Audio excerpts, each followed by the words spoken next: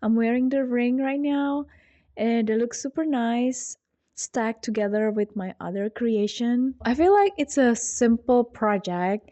It's fun, it's perfect for the beginners, and I really hope that you will try to make the same thing. Hello everyone, welcome to my channel. My name is C. I am a self-taught jewelry maker. Here in this channel, I make a lot of tutorial videos and also experiment, which I love doing, and some behind the scene of my creative process. Why am I doing this? Well, at the beginning, I wanted to learn how to be speaking in front of the camera.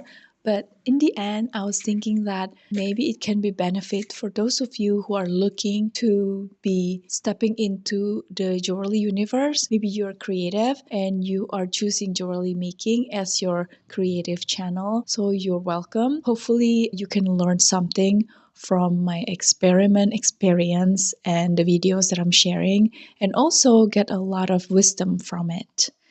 All right. So lately, I've been kind of obsessed with this kite shape. A couple of weeks ago, I made it into earrings. If you missed that, I will put the link on the screen and on the description below. And today, I'm taking just half of that shape and I'm going to transform it into a ring. If last time I was making using the sterling silver, this time it's going to be with gold filled wire. I'm not sure if it's going to be a step-by-step tutorial. I would call it as an experiment and hopefully it will end up to be a beautiful ring. Well, without further ado, let's get to work. This ring sizer just came in the mail, and since I've never know what my size is, this would be a good occasion to find out. It turned out that I'm size 7 USA, and according to this ring chart, for an 18 gauge wire, I should need 57.2 millimeters. Let's sketch a customized kite based on the length of 57.2 millimeters.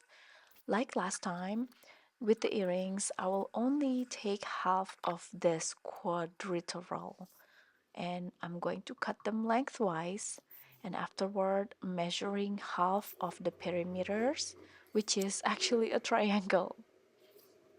And the total wire needed is 12 centimeters. Let's cut the wire. Like mentioned earlier, I'm going to use half hard yellow gold field. Using the marker, I will divide the section of the wire, first 5.7 centimeter and then 2.3 centimeter and last is 4 centimeter. Now take the flat nose pliers and bend the wire. Obviously the markings needs to be exactly at the corner, but if you miss it, don't worry. You can catch up with it later once it's more bendable after the soldering. And another thing that is important while bending the wire is for sure you will leave the scratch at the corner. That is inevitable. Don't fret about it if you do. However, you can avoid breaking the wire by bending it slowly, as if you're massaging the wire. You need to slowly push down. With this trick, the wire will stay elastic until it will be hardened using the hammer.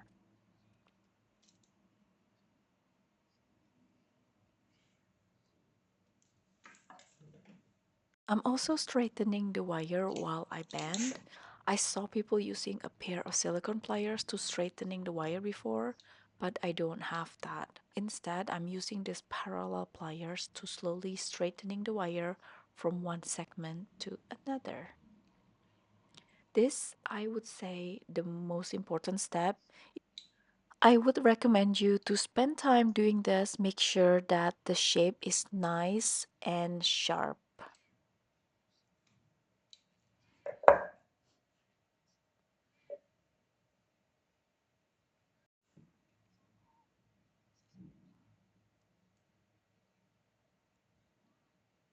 Alright, I like my triangle now. Let's fork it into a circle.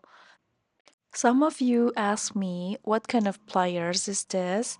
I call it the ring pliers. You can find it everywhere. I think I got mine from eBay. And the keywords are varies. This is not including. You can try three steps pliers, chunky pliers, or ring pliers. The point of forging all this is to let the two extremities of the triangle to meet. So obviously you have to move it slowly around the pliers to make sure that the circles have a parallel line here. But then again, don't worry about it. You can always fix it later with the mandrel. The most important thing is that the two sides are meeting like this. I think it's doing well here.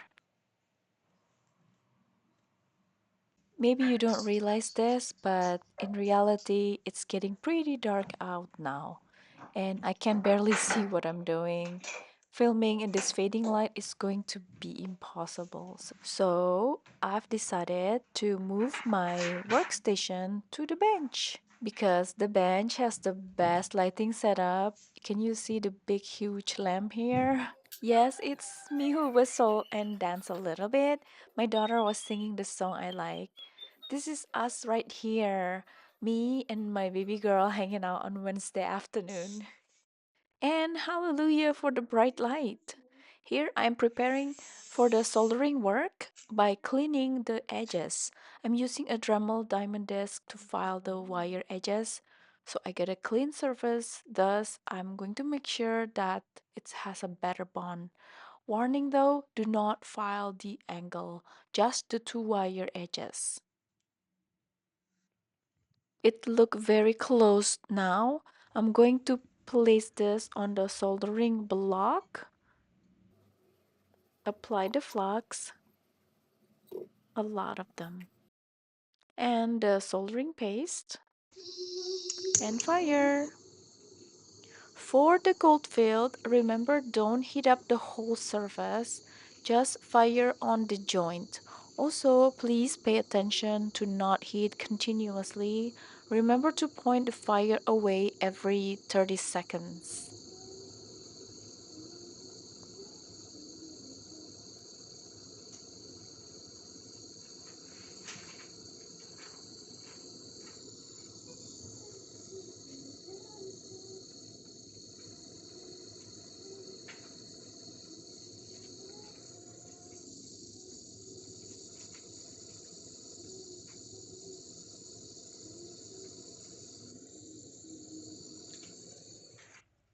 Check the joint and pickle.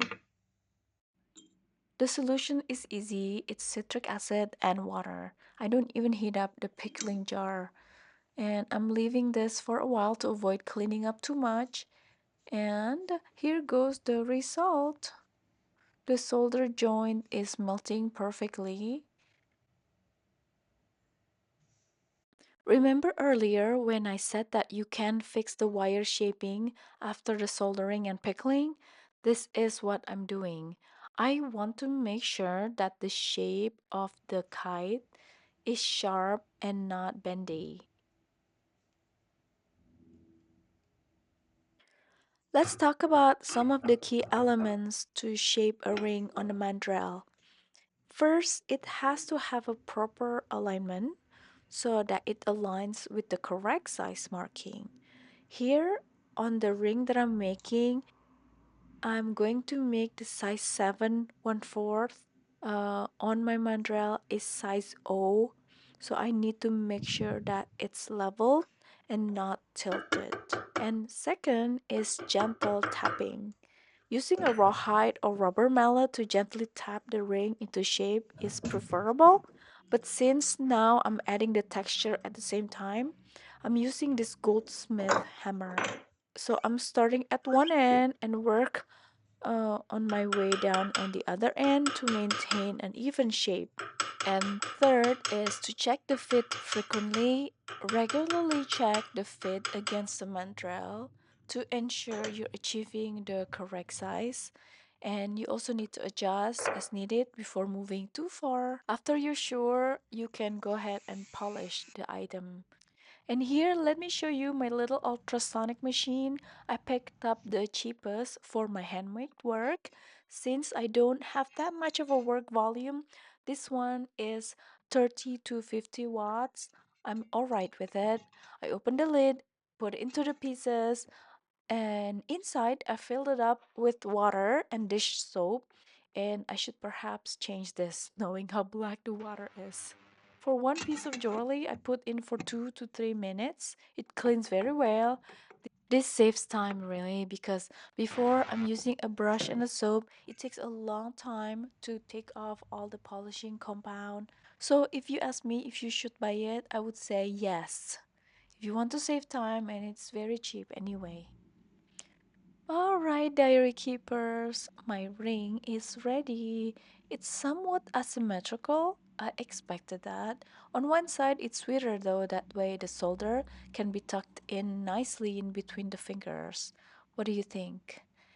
I also have taken a total of 10 shots with my reflex camera. For sure, this is going to be into my newest Etsy listing. I loved it so much. I'm going to keep this one for me. The link of the item listing is going to be on the description if you are interested.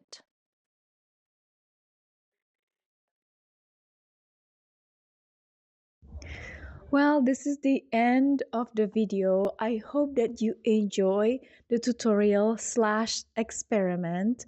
I'm still obsessed with the kite shape. I don't know what I'm gonna do next. I think it's going to be involving the kite shape still. I'm wearing the ring right now and it looks super nice stacked together with my other creation. Okay, this is what I think about the video. I feel like it's a simple project. It's fun, it's perfect for the beginners, and I really hope that you will try to make the same thing. And if you can send your result to me, I would be more than honored to see it. And for you, diary keepers, if you have not watched the video where I transformed the kite shape into an earrings like this, go ahead and watch them right now. I will link the video on the screen and on the description. This is it for me. If you have not been subscribing, I will invite you to do that right now. And also, don't forget to turn on the notification bell and stay creative. Be kind to yourself and to others. And I'll see you in the next video. Bye bye.